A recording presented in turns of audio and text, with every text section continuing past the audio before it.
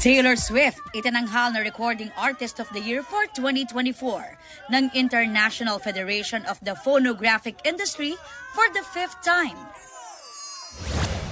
Not guilty.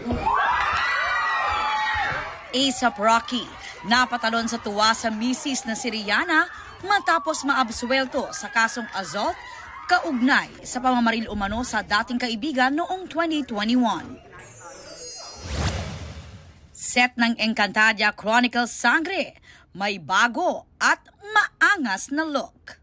Una yang ipinasilip sa official Reddit account ng GMA.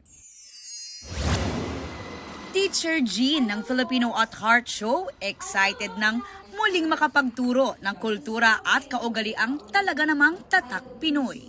Aubrey Carampel nagbabalita para sa GMA Integrated News.